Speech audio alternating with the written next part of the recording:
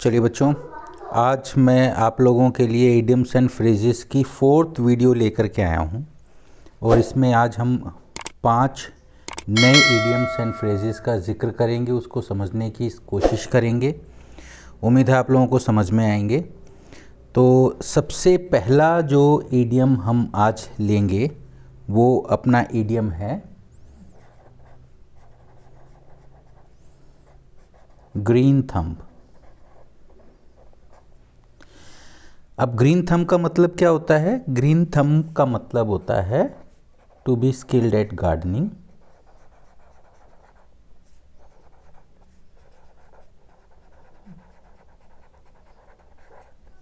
या to be a nature lover.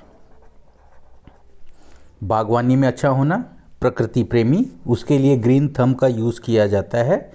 लेकिन सवाल ये उठता है कि ग्रीन थंब ही क्यों? ग्रीन फिंगर क्यों नहीं? ग्रीन पाम क्यों नहीं? ग्रीन रिस्ट क्यों नहीं? ग्रीन लेग्स क्यों नहीं? तो इसके पीछे जो कहानी है वो कहानी जाती है इंग्लैंड में। इंग्लैंड के राजा थे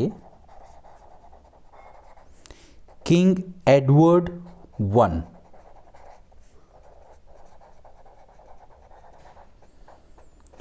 और ये जो राजा थे ये ग्रीन पीज, मटर आपने सुनी होंगी, उनके पीछे इतने पागल थे कि इन्होंने अपने महल में बकायदा कुछ आदमी सिर्फ मटर उगाने और मटर की सब्जी बनाने के लिए जो है रखे हुए थे। तो ये क्या करते थे, इन्होंने अपना एक प्रोसेस, एक सिस्टम बनाया हुआ था कि जिस बंदे के, अब सब हमारे को सबको पता है कि भाई मटर छीलते हैं तो हमारे जो है अंगूठे उसके कारण हरे हो जाते हैं, ग्रीनिश कलर उनका आ जाता है मटर बार बार छीलने के कारण। तो ये क्या करते थे, शाम के टाइम में जिस इनके सर्वेंट के, सेवक के सबसे ज़्यादा हरे रंग के अंगूठे होते थे उनको ये इनाम दिया करते थे। तो इनकी इसी प्रैक्टिस से ये ग्रीन थंब एक ईडियम वहाँ से चला इंग्लैंड से, किंग एडवर्ड वन के कारण। और इसका मतलब होता है to be skilled at gardening या नेचर लवर होना। ओके जी, अब इसके बाद में जो सेकंड हमारा इडियम आज का आता है वो आता है best thing since sliced bread.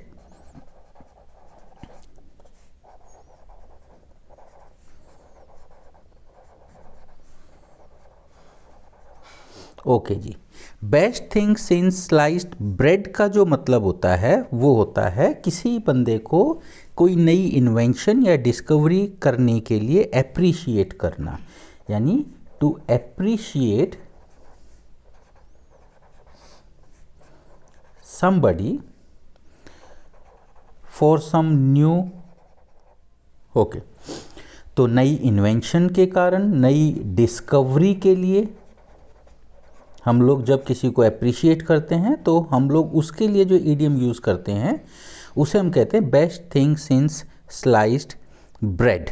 इसके साथ साथ में whenever we talk about some excellent person और अ थिंग, और when we talk about something that is too fine, that is very fine, that is too fine, तो उसके लिए हम लोग इस इडियम का यूज़ करते हैं best thing since sliced bread. अब ये आया कहाँ से? तो इसमें अब एक चीज़ आप लोग ध्यान रखेंगे, ये जो बात जाती है हमारी, ये जाती है ईयर 1928 में। 1928 तक होता क्या था, हमारे को सबको पता है ब्रेड हमने सबने खाए हुए हैं, बचपन में खाए हैं, बुढ़ापे में भी हम लोग ब्रेड खाते हैं। तो होता क्या है एक्चुअल में, पहले यानी 1928 से पहले जो ब्रेड आते थे वो कटे हुए ब्रेड नहीं आते थे, उनको जो काटा जाता था वो हाथ से मैनुअली काटा जाता था, कोई मशीन नहीं थी जिनसे आजकल जैसे हम लोग देखते हैं ब्रेड जो हमारे पास आते हैं वो कटे हुए ब्रेड्स आते हैं, स्लाइसिस में ब्रेड्स आते हैं। तो 1928 में एक ब्रेड स्लाइसिंग मशीन बनी थी। Bread slicing machine, slice bread को स्लाइस करने की मशीन जो है इन्वेंट हुई थी। और उस ब्रेड स्लाइस मशीन का जो है लोगों के दिमाग पे इतना बढ़िया जो है प्रभाव पड़ा कि लोगों ने उसके बाद में हर अच्छी इन्वेंशन को, हर अच्छी डिस्कवरी को किसी भी अच्छी चीज़ को अगर उनको बताना होता था कि भाई ये बहुत शानदार चीज़ है, तो उसके लिए उन्होंने ईडियम यूज़ करना स्टार्ट कर दिया, best thing since sliced bread. अब आप एक चीज़ ये देखिए, मान लो अब कल को कोई एक आपका जो है मोबाइल फ़ोन आता है, उस मोबाइल फ़ोन में बहुत बढ़िया फीचर्स हैं और आपको जो है आपको मन करता है कि भाई आप रियली इसको अप्रिशिएट करें, तो आप लोग क्या बोलेंगे, this mobile phone that has been launched by whatever company, Samsung, Nokia, जो कोई भी नाम है, is the best thing since sliced bread. यानी ये बहुत बेहतरीन डिस्कवरी है, इन्वेंशन है, और इससे पहले ऐसी कोई डिस्कवरी या इन्वेंशन नहीं हुई है। चलिए बच्चों, अब ये दो होने के बाद में जो थर्ड हम लोग करेंगे वो करेंगे cost an arm and a leg. चलिए, तो cost an arm and a leg का जो मतलब होता है, cost an arm and a leg का मतलब होता है to pay a very heavy price, to pay a heavy price. अब अगर आप लोगों को ध्यान हो, आपने जो है हमारी इडियम्स की फर्स्ट और सेकंड वीडियोस अगर देखी होंगी, तो उसके अंदर भी हमने एक इडियम करा था जिसका मतलब था to pay a heavy price, और वो था पे थ्रू द नोज।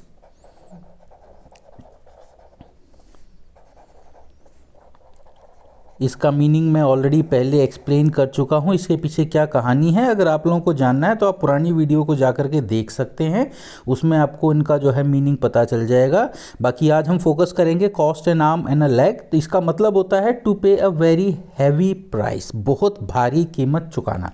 और अब ये इडियम आया कहाँ से, ये एक्चुअल में एक अमेरिकन कॉइन्ड इडियम है। अमेरिकन्स ने ये इडियम कॉइन किया था। कल मैंने आप लोगों को बताया था कल की क्लास में कि हम लोग कोई भी इंग्लिश में नया वर्ड, नया इडियम बनता है तो उसके लिए जो टर्म यूज़ करते हैं, कॉइन यूज़ करते हैं, मेक या मेड हम लोग यूज़ नहीं करते हैं। तो अमेरिकन ने इसको कॉइन किया था, और ये कॉइन किया गया था after the world war second, जहाँ पर बहुत सारे जो अमेरिकन सोल्जर्स थे उनको लड़ाई में अपने हाथ पैर गंवाने पड़े थे। तो उन सोल्जर्स के कारण जो है, जो उनके हाथ पैर गए, वहाँ से जो है ये इडियम स्टार्ट हुआ कि ये जो वॉर था, इस वॉर ने के कारण उनको काफ़ी हैवी प्राइस जो है पे करना पड़ा था। अब आप लोग अगर ध्यान करेंगे तो पे थ्रू द नोज़ में भी काफ़ी हैवी प्राइस पे करना पड़ता था, जो टैक्स नहीं पे करता था उसकी नाक काट ली जाती थी। और वहीं यहाँ पर भी क्या हुआ है, यहाँ पर लड़ाई के चक्कर में इन सोल्जर्स के हाथ और पैर कट गए। तो इसीलिए इसका भी जो मतलब होता है, इसका मतलब होता है to pay a heavy price, to पे एन एक्सॉर्बिटेंट प्राइस। चलिए जी, अब नेक्स्ट इसके बाद में जो हमारा आता है वो आता है Elvis has left the building.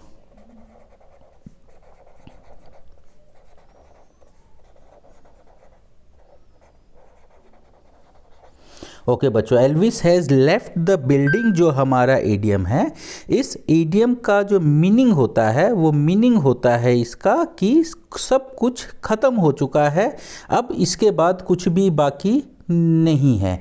There is nothing more to say and everything has come to an and.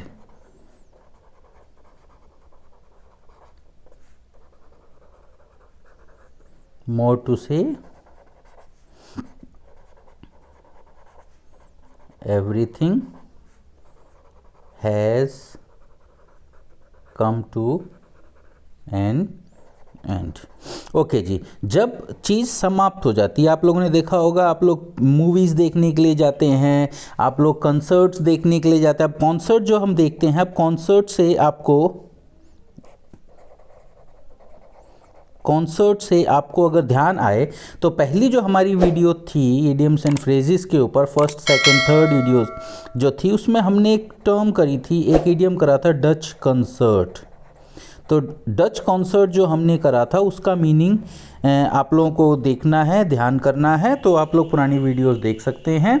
बाकी अभी हम लोग फोकस करेंगे Elvis has left the building. तो इसका मतलब होता है सब खत्म हो चुका है। मूवीज़ हम लोग देखने के लिए जाते हैं, मूवीज़ जब ख़त्म हो जाती हैं, समाप्त हो जाती हैं, तो उस टाइम पर हम लोग तो मूवीज़ जब ख़त्म हो जाती हैं, समाप्त हो जाती हैं, तो उस टाइम पर हम लोग वहाँ से उठते नहीं हैं, तो कहा जाता है Elvis has left the building, यानी there is nothing more to say, कुछ और नहीं है, everything has come to an end, सब अपने घर जा रहे हैं, आप भी अपने घर जाइए।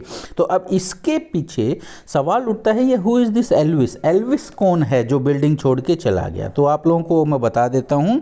सबसे पहले जो ये ईडियम स्टार्ट हुआ था यूज़ होना, ये ईडियम स्टार्ट हुआ था 1956 में। और 1956 में क्या था, एक rock star, American rock star है जिसका नाम है एल्विस प्रेस्ले।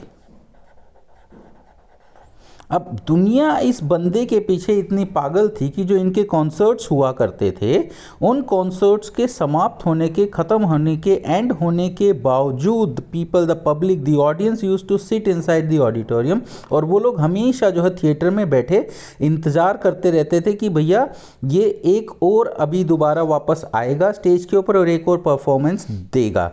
लेकिन फिर उनके जो वहाँ पर आयोजक होते थे वो आकर के अनाउंस करते थे कि भैया Elvis has left the building, और ये आगे चल करके एक तरह से एक ईडियम बन के सामने आया, जिसका मतलब होने लगा कि भैया अब सब कुछ समाप्त हो चुका है, everything has come to an end, अब इसके बाद में कुछ भी नहीं रह गया। तो आज हमने 5 ईडियम्स किए हैं, 5 नहीं 4 किए हैं, जिसमें आप फर्स्ट अगर हम लोग बात करते हैं तो फर्स्ट है हमारा ग्रीन थंब, जो कि किंग एडवर्ड फर्स्ट जो इंग्लैंड के राजा थे उनके कारण ये ईडियम चला, जिसका मतलब होता है to be skilled at gardening या नेचर लवर। सेकेंड जो ईडियम हमने किया, that is best thing since sliced bread, जो कि हमारा 1928 में जो ब्रेड स्लाइसिंग मशीन आई थी उसके बाद में ये ईडियम जो है आया सामने।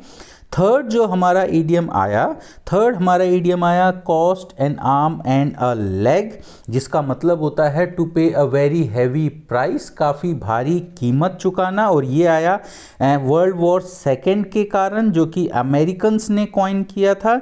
फोर्थ हमारा ईडियम है Elvis has left the building, जिसका मतलब होता है there is nothing more to say, everything has come to an end. और अगर हम लोग बात करते हैं तो ये ईडियम जो चालू हुआ, ये चालू हुआ एल्विस प्रेस्ले के कारण, जिसके कॉन्सर्ट्स के ख़त्म होने के बाद में नॉर्मली इस पर्टिकुलर लाइन से जो है उसके कॉन्सर्ट के ख़त्म होने को बताया जाता था। तो आज के लिए यही 4 ईडियम्स हम करेंगे और कल वापस आएंगे एक नई, एक बढ़िया सी जो है आपके लिए वीडियो लेकर के। तब तक के लिए जय हिंद, बाय बाय।